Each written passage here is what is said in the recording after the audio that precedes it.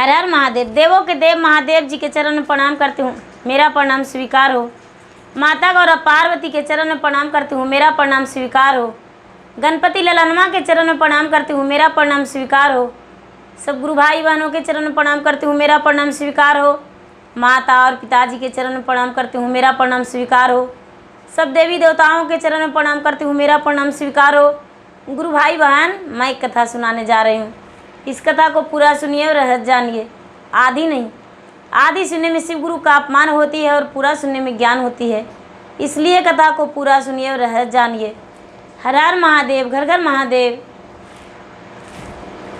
गुरु भाई बहन, एक राज में राजा थे। राजा थे और रानी थी, उनके बहुत सारे दास दासी थी।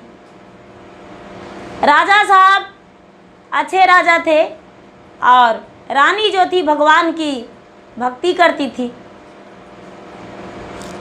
लेकिन गुरु भाई बहना, राजा का कोई संतान नहीं था। राजा अपने संतान के वियोग में बड़े दुखी रहते थे और उन्हें लगता था कि मुझे भगवान संतान क्यों नहीं देते हैं।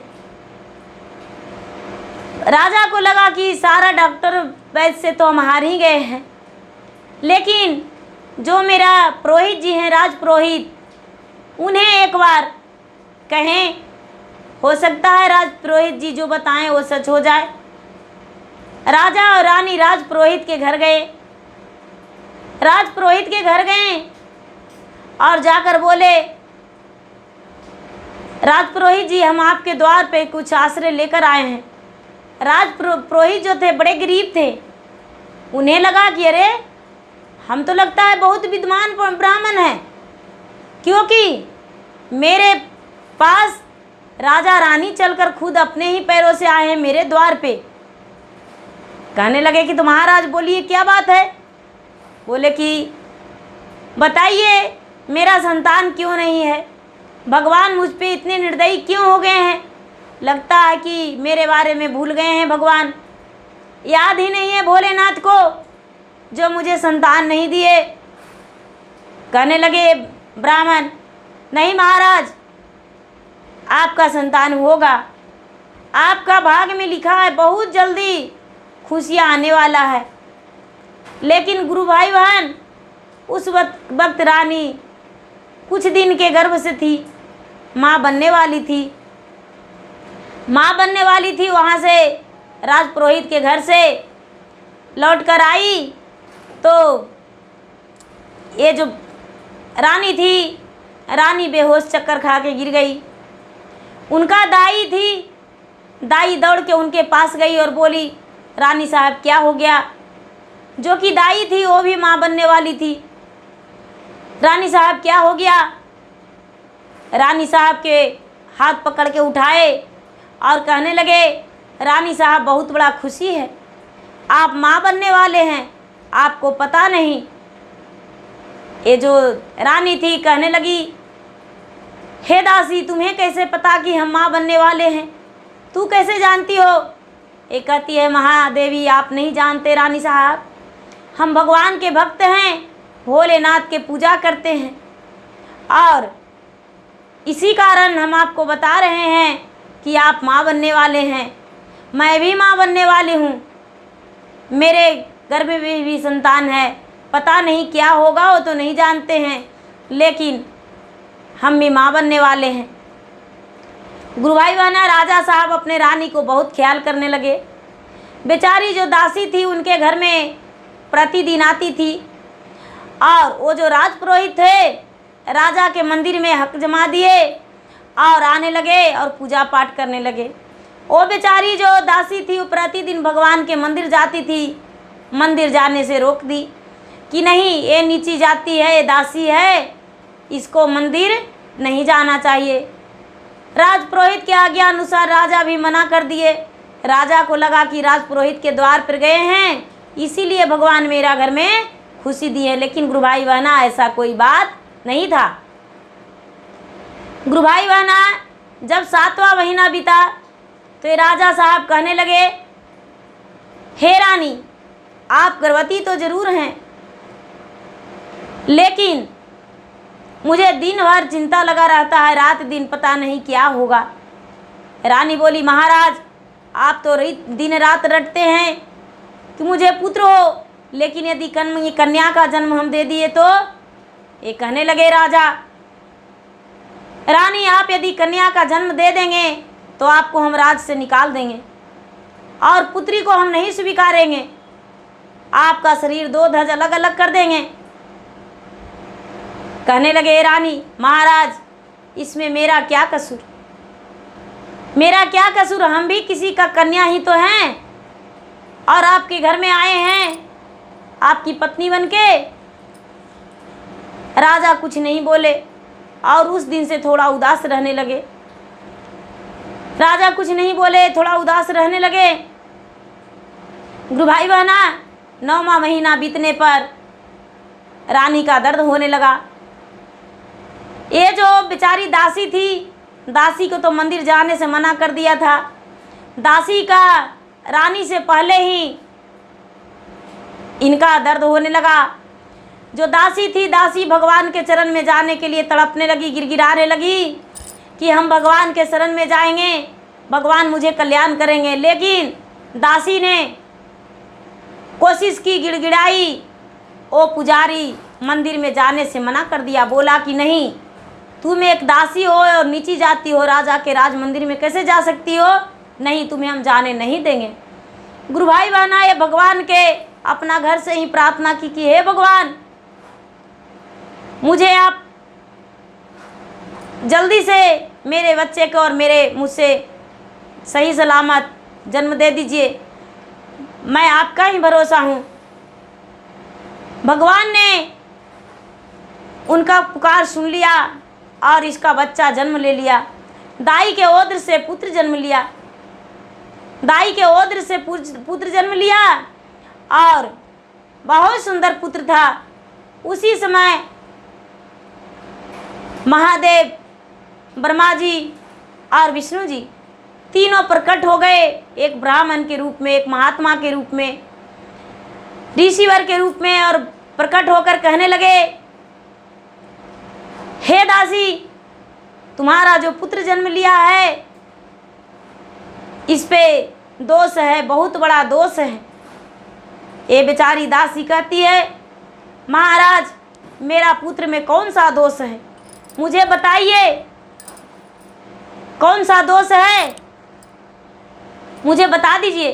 कहने लगे, तुम नहीं जानती हो, जब तेरा बच्चा का 21 वर्ष पूरा होगा तो तेरा बच्चा का मृत्यु हो जाएगा। और इस चीज से कटेगा कब कि जाके 1200 शिवलिंग पे दर्शन करेगा और 1200 शिवलिंग दर्शन करके और मंदिर के अंदर जाके और पूजा करेगा, तब ही इसका दोष कट जाएगा। ये जो बेचारी गुड़िया थी, बेचारी दासी, वो बोली, भगवान मुझे स्वीकार है, मेरा पुत्र ऐसा करेगा। तो कहने लगे कि तो तेरा पुत्र का कुछ भी नहीं होगा। बेचारी अपने वो जो पुत्र था, वो पुत्र जैसा ही आवाज निकला तो सबसे पहले उसका मुख से शिव निकला। अब गुरु भाई बहन राजा की कहानी सुनाते हैं। राजा के घर में जब रानी का दर्द होने लगा तो व्याकुल थी, बहुत सी दाई आई, लेकिन राजा के पत्नी का बच्चा जन्म नहीं लिया। ये बेचारी रानी जो थी व्याकुल थी, दर्द से चिल्ला रही थी। और जहाँ तक के कि उनके पास जो दाई थी वो बोली, राजा साहब माँ और बच्चे का दोने का बचने का कोई उपाय नहीं है, कोई जगह नहीं है, क्योंकि बच्चा जन्म नहीं ले रहा है।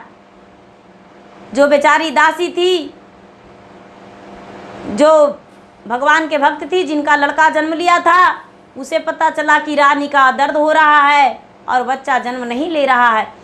झट से ये मंदिर गई और मंदिर जाके और बोली, हे भोलेनाथ, रानी को रक्षा कीजिए, रानी को हम नमक खाते हैं, अन्न खाते हैं, रानी का रक्षा कर दीजिए, हम जाते हैं रानी के द्वार पर अपने पुत्र के छोड़कर।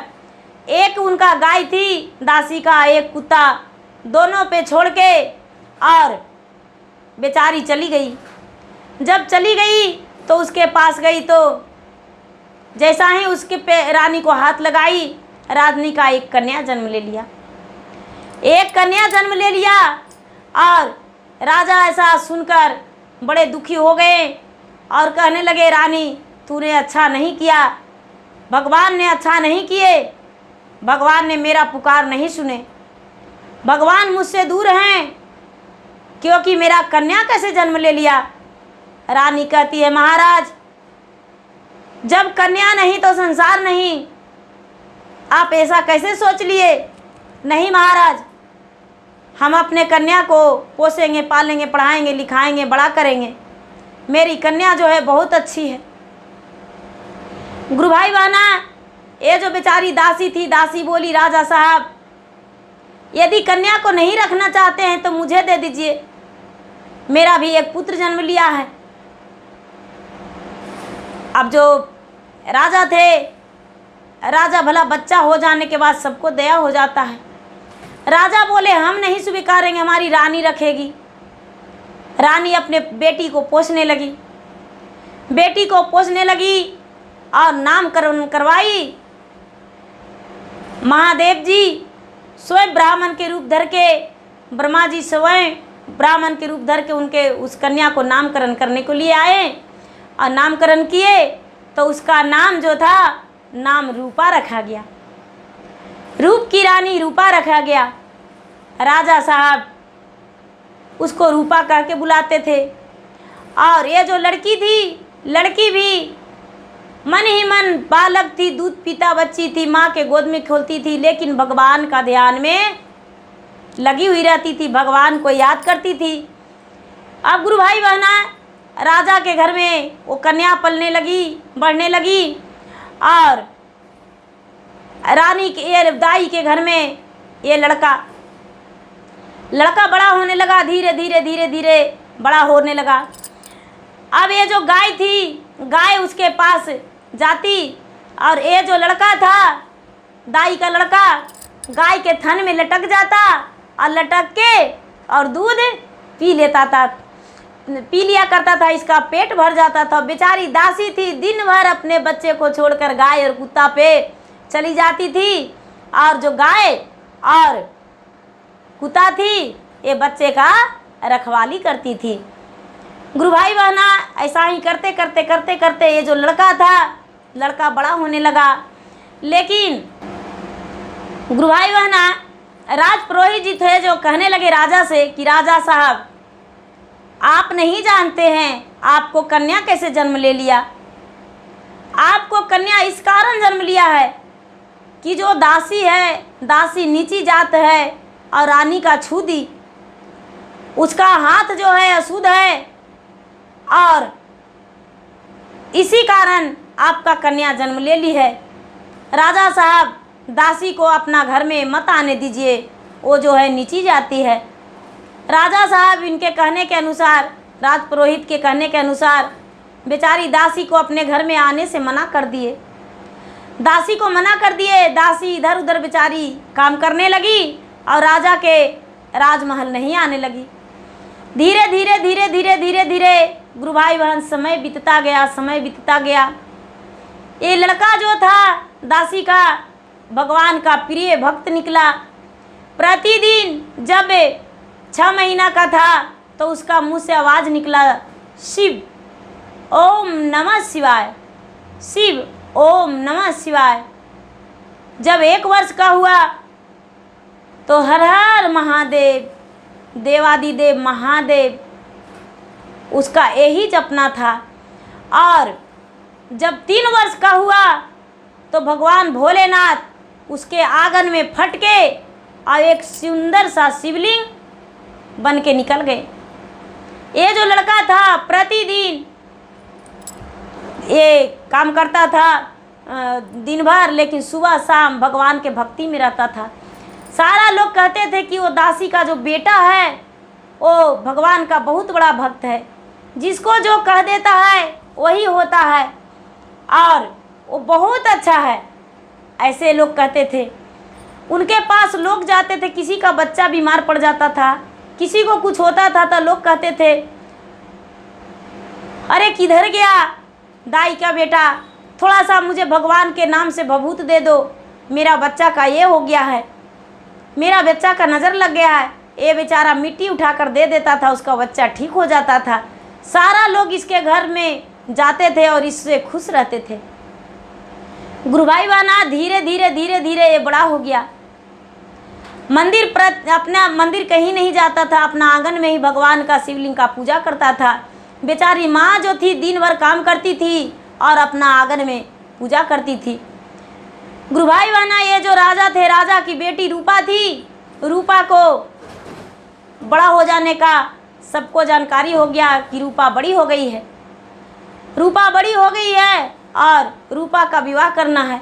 ये राज पुरोहित देखे तो सोचे कि अरे वो राजा हैं, राजा का एक बेटा है पगला, वो तो मुझे बहुत सारा धन देगा, ये राजा के बेटी से विवाह करा देंगे विश्व सुंदरी से, राज सुंदरी रूपा सुंदरी से। तब वो जो राज पुरोहित थे, दूसरे राज में एक राजा थे, उनका एक पुत्र था, वो पगला था।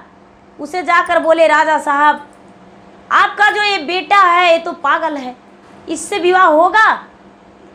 वो कहते हैं कि मेरा एक लौता पुत्र है, राज पुरोहित जी आप यदि मेरे बेटे का विवाह करा देंगे तो आपका मुंह मांगा इनाम देंगे। ये राज पुरोहित कहते हैं कि जो हम जिन राजा के घर में पूजा करते हैं उनका एक कन्या है रूपा सुंदरी, उससे आप विवाह कर देते तो बहुत अच्छा था। कहने लगे तो मेरा रिश्ता लेकर जाइए, आपका अपना जैसा एक सुंदर सा महल बना देंगे। बोले ठीक है। राज पुरोहित बन गए लालची, लालची बन गए। आई राजा के आके बोले, हे राजा क्या आप अपने कन्या का विवाह कीजिएगा? कहने लगे तो क्या मेरा कन्या कुमारी रहेगी? तो यदि शादी करना है तो आप कर दीजिए। बोले कि करेंगे लेकिन कुछ दिन बाद। राजा ने उस दिन वचन नहीं दिए बिना रानी से पूछे, लेकिन जब घर आए तो महादेव और माता पार्वती अपना कैलाश में बैठे बैठे सारी लीला देख रहे थे। गुरुभाई बहना सारी लीला देख रहे थे और ये जो बेचारी रूपा थी वो भगवान के पूजा पे बैठी हुई थी और राजा बात चलाने ही वाले थे अपने पत्नी से कि अपने कन्या को विवाह करना है कि एक काला नाग जाके कन्या को डस ली। काला नागिन डस ली, जो लड़की थी कन्या वो बेहोश हो गई। राजा रानी देखे कि नागिन ने डस लिया मेरा बेटी का, दोनों चिल्लाने लगे और वैद्य को बुलाए, राज पुरोहित को बुलाए, सबको बुलाए, लेकिन कन्या गुरु भाई बहन ठीक नहीं हुई। कन्या का शरीर पूरा विष से भर गया, जहरीला विष से भर गया और विष से भर के इनका अंतिम सांस गिनने लगा। बेचारी कन्या बेहोश थी और सारा लोग उसे उदास हो गए थे कि मेरा कन्या अब नहीं बचेगी, अब क्या करें, अब इसका जीवन बचाना है, कैसे बचाएं? गुरु भाई बहना राजा भी थक चुके थे। ये जो बेचारा बुढ़िया का बेटा था दासी का, उसे जानकारी हुआ तो सोचा कि क्यों ना अपने शिव शक्ति से उनका हम ठीक कर दें। तो वो गए और कहने लगे कि क्या हम राजा के बेटी को एक बार देख सकते हैं? ये राज पुरोहित बोले, अरे तू तो वही दासी का बेटा है, तू एक कन्या में हाथ लगाने आया है, जल्दी से इस जगह से भाग जाओ और नहीं तो तुम्हें 2 खंड राजा से करवा देंगे। ये बेचारा गुस्से में आकर लौट गया, वहाँ से लौट गया और उस कन्या में हाथ नहीं लगाया। ये जो रानी थी, रानी रो रो के अपना बुरा हाल कर ली थी, राजा भी रो रहे थे, चिल्ला रहे थे कि मेरा बेटी का क्या हो गया। इतना ही में कुछ लोग बोले कि इन्हें तो बचाने वाला कोई एक व्यक्ति है जो बचा सकता है। राजा कहने लगे, कौन? तो जो दाई थी आपके घर काम करती थी, उसका बेटा भगवान के भक्ति करता है, हम लोग का बच्चे का कुछ भी हो जाता है तो उन्हीं के घर जाते हैं और चुटकी से भभूत उठा के दे देते हैं तो मेरा बच्चा ठीक हो जाता है। पूरा गांव का रखवाली हम लोग का वही करता है। राजा बोले कि तो जल्दी से उसे बुला कर ला दीजिए। सारा लोग कहने लगे, महाराज आप नहीं जानते हैं, वो आया था लेकिन राज पुरोहित जी आपको बेटी का बचाने नहीं दिए। ये राज पुरोहित जी पर गुस्से होकर कहने लगे कि हम जाते हैं। राजा रानी अपने से गए। बेचारी दासी देखी तो कहने लगी, महाराज आप मेरे द्वार पर आए हैं, मेरा सौभाग्य है, क्या बात है। राजा बोले, हम इसलिए आए हैं कि मेरा बेटी का सर्प ने डांस लिया है, अपने बेटे को मेरे पास जाने दो, मेरा बेटी का जिला देगा। ये बेचारा सुना बुढ़िया का बेटा दासी का तो तुरंत गया और जाके और भगवान से प्रार्थना करने लगा, हे भोलेनाथ आपने जो गले का नाग है वो जल्दी से भेज दीजिए और इसका विष चूस लेगा, क्योंकि राजा ने मेरे शरण में गिर गए हैं और हम एक गरीब हैं। यदि ये ठीक नहीं होगी तो बहुत गलत हो जाएगा। भगवान भोलेनाथ मुस्कुराते हुए अपने सर्प को भेज दिए। काला नाग आया और नंदिनी को सारा विष, रूपा को सारा विष चूस लिया और सारा विष चूस के और उसका कंचन शरीर कर दिया। कंचन शरीर कर दिया। ये लड़की जो थी उठ के बैठ गई और इतना ही में बुढ़िया का बेटा वहाँ से चल आया। बुढ़िया का बेटा वहाँ से चला और ये बेचारी उठ गई और सोचती है कि अरे मेरा जीवन दान देने वाला दासी का बेटा है, हे भगवान हे महादेव मेरा जीवन साथी भी वही बने तो कितना अच्छा लगेगा, जिंदगी में मुझे कभी दुख नहीं होगा। वो जो दासी है वो भी बहुत अच्छी है, उसका बेटा भी बहुत अच्छा है, हम उसी के साथ विवाह करेंगे। हे भगवान हे महादेव मेरा जीवन साथी बने तो वही बने। ऐसा सोचकर बेचारी मन में अपना पति स्वीकार ली उसको। और वहाँ से राजा साहब अपने बेटी को घर ले गए। 2-4 दिन के बाद पुरोहित जी फिर बोले कि क्या आपको हम बोले थे कि आपकी कन्या का विवाह करना है। राजा का पुत्र है जो बहुत अच्छा है, बहुत बुद्धिजीवी है, बहुत बलशाली है। राजा तैयार हो गए। रानी बोली कि तो हम उस वर को देखना चाहते हैं जो मेरा बेटी का जिंदगी का साथी बनेगा, जीवन साथी। राजा और रानी दोनों देखने गए तो देख रहे हैं कि एक पागल है। रानी कहती हम नहीं, हम ऐसा से शादी नहीं करेंगे। राजपुरोहित बोले राजा से, हे राजा साहब उससे क्या मतलब, इसके पास इतना धन है, सेना है, ये राजा हैं, तो क्या मतलब पागल है तो क्या होगा, अपना बेटी को शादी कर दीजिए, और नहीं तो आपका बेटी का कुंडली दोष है, कोई विवाह नहीं करेगा कोई राजकुमार। ये बेचारा राजा घबरा कर तैयार हो गए। लेकिन रानी जो थी, रानी दुखी थी। कन्या का शादी के लिए तैयारी होने लगा। दिन बैठ गया। जब दिन बैठ गया तो इसे पता नहीं था कि मेरा विवाह होने वाला है। माँ बोली बेटी तैयार हो जाओ। बेचारी रूपा कहती है माँ मैं किस लिए तैयार हूँ। बोले कि बेटी तू नहीं जानती हो, आज मंदिर में बहुत बड़ा पूजा रखा गया है, इसी पूजा के कारण तुम्हें तैयार होना है, चलो। लेकिन पूजा के बहाने माँ ले गई तैयार करके, तो वहाँ तो स्वयंवर रचा हुआ था। और ये जो राजपुरोहित थे वो क्या किए कि अपने सेना को कुछ रुपया दिए और बोले कि एक सुंदर सा राजकुमार खोज के ले आओ, यदि मंडप में लोग देखेंगे पागल को तो अच्छा नहीं लगेगा। सेना ने क्या किया कि वही बुढ़िया जो थी, बुढ़िया का बेटा अपना आंगन में सोया हुआ था, दाई का बेटा भगवान का भक्त जो था आंगन में सोया हुआ था, और ये क्या किया कि सेना लोग जाकर उसका मुंह ढक के उसे उठा के ले आया, उसको दूल्हा बना दिया और मंडप में खड़ी कर दिया। मंडप में खड़ी करके दिया। ये बेचारी जो रूपा थी उसे मंडप में ले जाया गया। तो दूल्हे को देखकर बेचारी खुश हो गई कि अरे ये तो वही लड़का है जो मेरा जीवन बचाया था। हे भगवान, आपने तो मेरा पुकार ही सुन लिए। गुरु भाई बहना, स्वयंवर में शादी इस बुढ़िया के बेटा से हो गया। बुढ़िया के बेटा से हो गया। अब ये बेचारा सोचता है कि पता नहीं राजकुमारी का पता भी है या नहीं, मुझसे शादी हो रहा है एक गरीब इंसान से। पता नहीं बेचारी ये भी तो जानती नहीं होगी क्योंकि मुझे चुरा कर लाया गया है। इस दुखी में ये है। और बेचारी वो जो लड़की थी राजकुमारी, वो तो बहुत खुश है कि मेरा वही लड़का से विवाह हो रहा है जिससे हम चाहें। भाई बहना, ब्याह हो गया।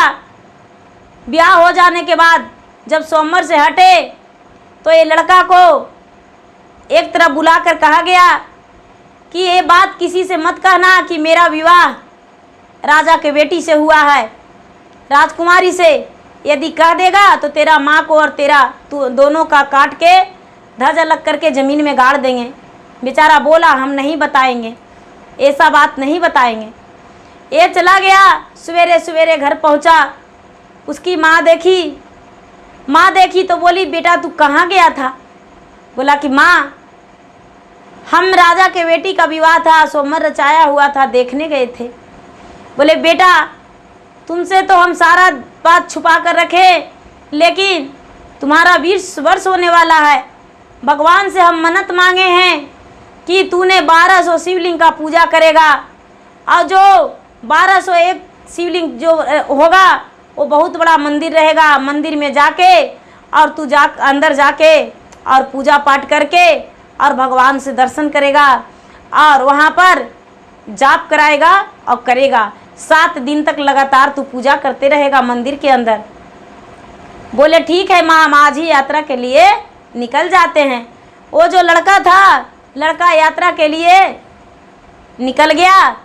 और ये जो लड़की थी गुरु भाई बहना, तो रात्रि के समय में राजा के राजमहल तो गई, लेकिन इंतज़ार कर रही है अपना पति के कि मेरा पति जीवन साथी मुझसे आज मिलेंगे, बहुत अच्छा लगेगा।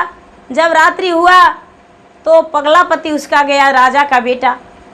ये लड़की सर पीटती और कहती अरे तू कौन हो जो आज मेरा सबसे खुशी का दिन है, सुहाग रात है, मेरा कोहबर में तूने क्या करने आया है?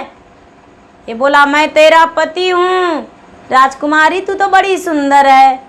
अरे मुझे मेरा तो भाग ही जाग गया, इतना सुंदर लड़की के साथ मेरा विवाह हो गया। चलो बहुत अच्छा है। ये बेचारी लड़की राजकुमारी तो देख ली थी अपना पति को। वो कहती है कि जल्दी से मेरे पास से हट जाओ और नहीं तो हम तुम्हें मारेंगे पीटेंगे। जब ऐसा बात सुने तो राजा भी गए और कहने लगे कि यदि एक आवाज़ तूने निकाली तो तेरे माता और पिता को दोनों को काट देंगे। तूने ऐसा आवाज़ मत निकालो, ये ही तेरा पति है।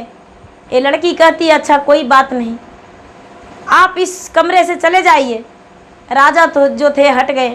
ये जो लड़का था राजकुमारी के हाथ धरने जा रहा था कि झटका दे दिया, ये राजकुमार गिर गया। और ये भगवान से प्रार्थना किया कि हे भगवान, इसीलिए हम आपसे पूजा किए, विनती किए, मेरा एक बार जो हाथ छू दिया वही मेरा पति रहेगा, क्योंकि मेरा हाथ छू के वो जिलाया था, मेरा जीवन दान दिया था। हम आप उससे मांगे थे, मेरा विवाह भी उसी से हुआ, तो हम दूसरे पर पुरुष के साथ कैसे जीवन बिता सकते हैं? भगवान मुझे कोई ना कोई रास्ता दिखा दीजिए जो कि हम अपने ससुराल पहुंच जाएं, अपने माता के पास पहुंच जाएं। गुरु भाई बहना, उसी समय भगवान भोलेनाथ इस पे सहायता हो गए और सहायता होकर ज्ञान देते हैं कि हे राजकुमारी, तेरे दरबार में, तेरे कमरा में एक चक्कू है, उस चक्कू से दीवार में सटा दो, तुम्हें निकलने के लिए वहाँ पर दरवाज़ा बन जाएगा। एक कमरा बंद है बाहर से, लेकिन तुम्हारे निकलने के लिए रास्ता खुल जाएगा। ये लड़की देखती है तो सचमुच में एक सोने का छुरी रखा हुआ है। वो क्या किया कि उस चक्कू को दीवार में सटाया, इसको निकलने के लिए गेट बन गया ये निकलती चली गई बाहर, अपना राजमहल से निकल गई, बाहर राजमहल से निकल गई और चली आई यहाँ अपना मैके आई। तो मैके में वहाँ देख रहे हैं कि ये जो राजपुरोहित है और उसका जो ससुर था, दोनों वहाँ पहुँच गए उसके खोज में। अब बेचारी सोचती है कि अब मैं क्या करूँ, अब तो ये लोग यहाँ भी पहुँच गया, अब कुछ ना कुछ मुझे करना पड़ेगा। ये बेचारी चल दी अपना ससुराल के रास्ते, वही दाई के घर जाने लगी। अब सारा लोग सिपाही दौड़ रहा था, सेना दौड़ रहा था इसको खोजने के लिए। अब बेचारी सोचती है कि हम कहाँ जाएं, अब कैसे छुपे, भगवान से प्रार्थना करती है, हे भगवान अब मैं कहाँ जाऊँ, इन लोगों ने मुझे पकड़ के फिर वही राजमहल लेकर चला जाएगा जो कि मेरा वहाँ कोई रिश्ता नहीं है, अब आप ही सहारा होइए।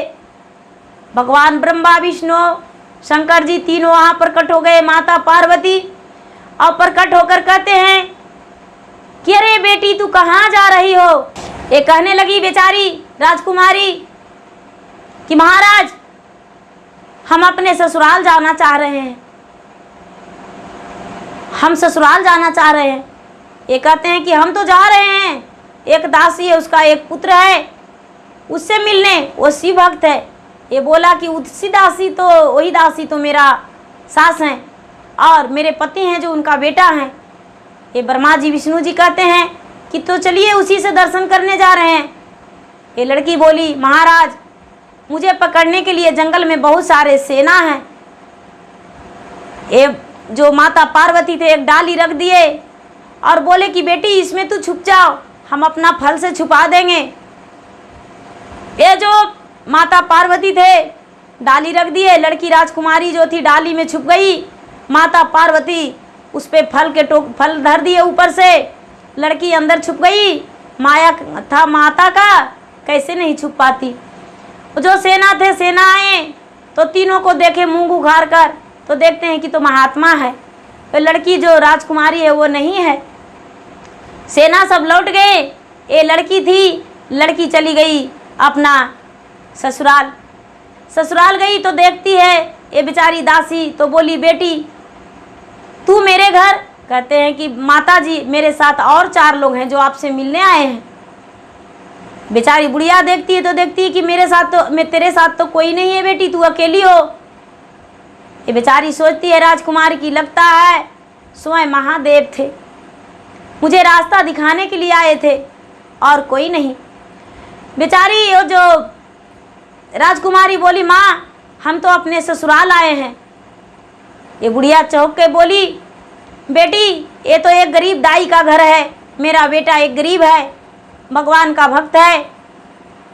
ये लड़की कहती है आप नहीं जानते हैं माता जी, आपका बेटा से मुझे विवाह हुआ है। एक रात आपका बेटा नहीं होंगे 2 दिन पहले जो कि मेरे साथ विवाह हो रहा था।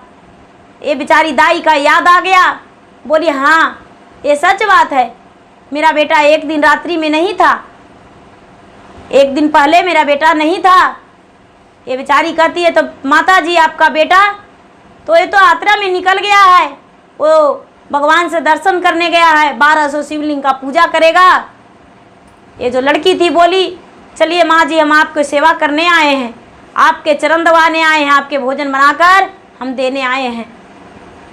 ये जो बेचारी दाई थी बोली कि जो हम सोचे थे वही हो गया। बोले माँ क्या आप सोचे थे? तो बेटी जिस दिन तूने जन्म लिया था उसी दिन तेरा किस्मत हमने पढ़ लिया था, तो देखे थे कि मेरा बेटा का विवाह तुमसे होगा। लेकिन बेटी मैं क्या बताऊं, मेरा बेटा का 21वां साल पूरा होगा तो उसका मृत्यु हो जाएगा।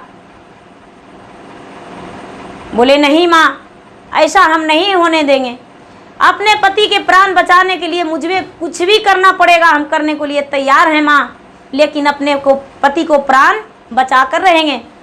बोले बेटी ठीक है तूने जैसा कहो वैसा। ये बेचारी क्या कि जल्दी से बेलपत्र तोड़ कर लाई और महादेव के पूजा कर रही थी और फूल चढ़ा रही थी, अपने पति के प्राण रक्षा के लिए भगवान से विनती कर रही थी कि ये राजपुरोहित और राजा दोनों जो इसका दुष्ट राजा, जो पागल पति का जो पागल लड़का था, उसका पिता और राजपुरोहित दोनों उसके महल गए और जाकर बोले कि गंगा के घर देखे, दासी के घर देखे और देखे कि अरे ये तो राजकुमारी यहाँ है।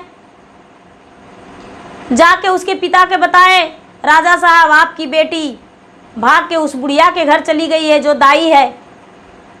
उसके पिता आए तो देखे कि सचमुच में मेरा बेटी इसके घर है। वो घींच लपेट कर लेकर चले गए अपने बेटी को और ले जाकर कमरा में बंद कर दिए।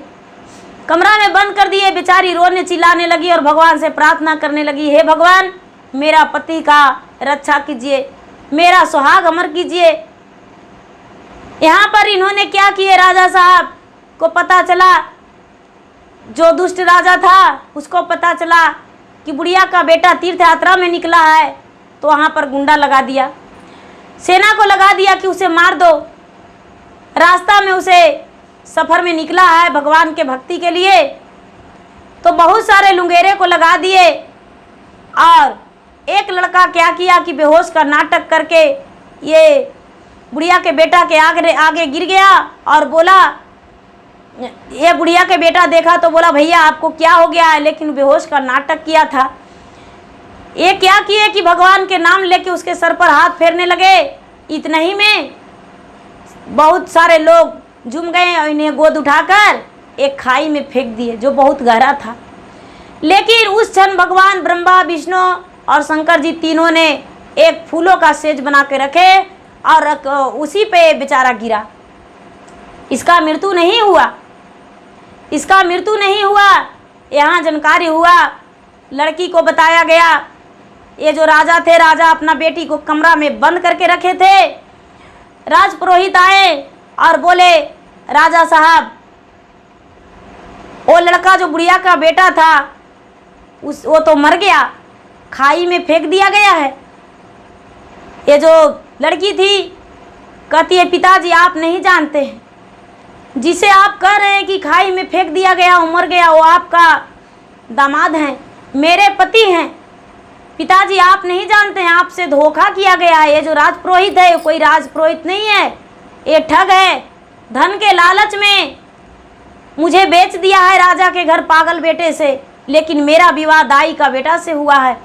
राजा ऐसा बात सुनकर शौक गए, इसका जो राजकुमारी का पिता, और कहने लगे, बेटी मुझे तो पता ही नहीं था। लड़की कहती है, पिताजी सेहरे के अंदर वो बुढ़िया का बेटा था और उसे ही ये मरवा दिया, लेकिन वो मरे नहीं है, वो जिंदा है। मेरा मांग का सिंदूर जो है वो उदास नहीं हुआ है, वो जिंदा है। मेरे पति एक शिव भक्त हैं। ये कहने लगे, बेटी तू चिंता मत करो, हम तुम्हारे साथ हैं और तू पति के जिलाने के लिए जाओ। ये क्या किए कि राजा साहब अपने रानी से कहते हैं कि हे रानी, मुझसे बहुत बड़ा अपराध हो गया कि आपको बात नहीं माने, अपने बेटी का विवाह उस पागल से करवा दिए, लेकिन उससे विवाह नहीं हुआ। मेरा बेटी का विवाह जो जीवन दान दिया उसी से हुआ। जल्दी से इसके लिए रथ डोली सजाया जाए और डोली से जाएगी। वो जो राजकुमारी थी डोली में बैठ गई और डोली में बैठ के अपना पति के खोज में चल दी, खोज में चल दी और उसी जगह पे पहुंच गई जहां पर उसको पति पहुंच गए थे। लेकिन गुरु भाई बहना 1200 शिवलिंग का पूजा कर लिया था। उसका पति 1201 पढ़ने वाला था, वहाँ इसको 21 साल पूरा होने वाला था। 1 घंटा वक्त बच रहा था कि ये बेहोश सीढ़ी पर गिर गया और वो सपन में देख रहा है कि मेरा राजकुमारी मेरे पास आ गई है, लेकिन वहाँ पहुँची थी नहीं, ये पहुँचने ही वाली थी। ये बेहोश देखकर अपने पति को होश में नहीं लाई। सबसे पहले मंदिर के पुजारी से बोली, हे पुजारी बाबा, मेरा पति का प्राण बचाना है, मेरा पति का 21वें साल में मृत्यु होने वाला है, आधी घंटा समय बच रहा है, क्या अपने पति के बदले में हम पूजा कर सकते हैं? पुजारी बाबा बोले, हाँ पूजा कर सकती हो।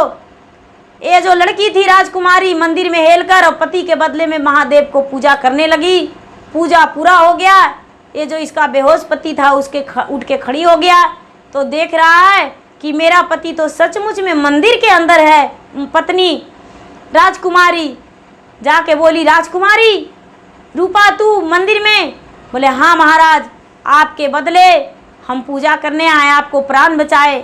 एक दिन आप मेरा प्राण बचाए तो आपका प्राण आज हमने बचाए और हम दोनों एक हो गए। आपको पति तो हम उसी दिन मान लिए थे जिस दिन आपने मुझे जीवन बचाए, लेकिन अब आप मुझे स्वीकारिए और अपना पत्नी बनाइए। ये जो बुढ़िया का बेटा था उसे पत्नी स्वीकार लिया और पत्नी स्वीकार करके और बोला कि आज से हम लोग दोनों पति पत्नी बन गए और वहाँ से अपना घर को लौट आए।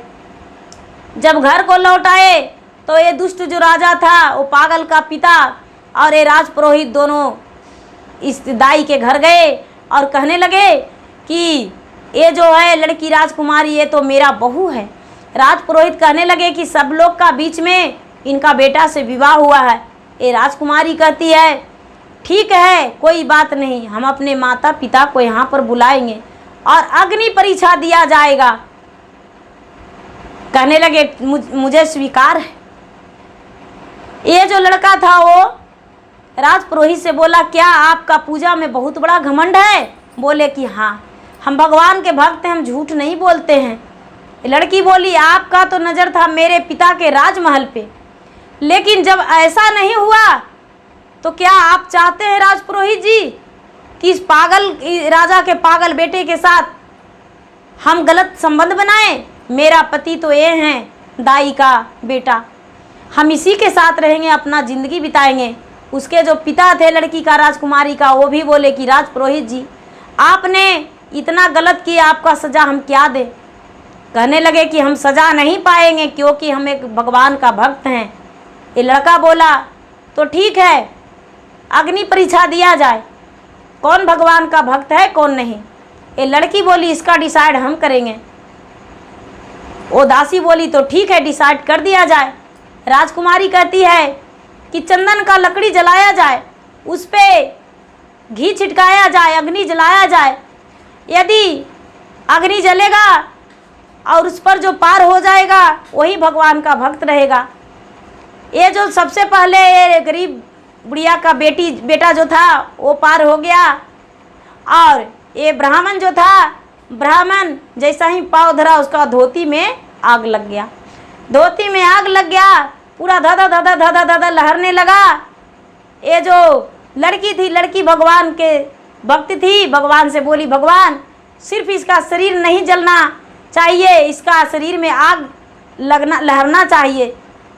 उसका शरीर धदा धदा धदा धधकने लगा, लहरने लगा। ये जो ब्राह्मण था राजपुरोहित तो जाके दरिया में कूद गया, उसका जीवन बच गया। हाथ जोड़ दिया कि हे राजा साहब, हमने बहुत बड़ा गलती किए, आपकी कन्या का बहुत मारने का कोशिश किए। इसका भाग के बारे में हम जानते थे कि बुढ़िया का बेटा से इसका भाग जुड़ा है, विवाह लिखा हुआ है, लेकिन ये हम नहीं जानते थे कि ये पागल से विवाह कराएंगे तो उससे होगा। और हम उसे बुलाने बोले थे कोई और लड़का को, तो उसे ही उठा कर ले आया। मुझे क्षमा कर दीजिए। लेकिन राजा साहब क्षमा नहीं किए, उसको दोनों हाथ कटवा दिए राजपुरोहित को और अपना राज से निकाल दिए। गुरु भाई बहना, मेरा वीडियो अच्छा लगे तो इसे लाइक कीजिए, शेयर कीजिए, सब्सक्राइब कीजिए। धन्यवाद। हर हर महादेव, घर घर महादेव।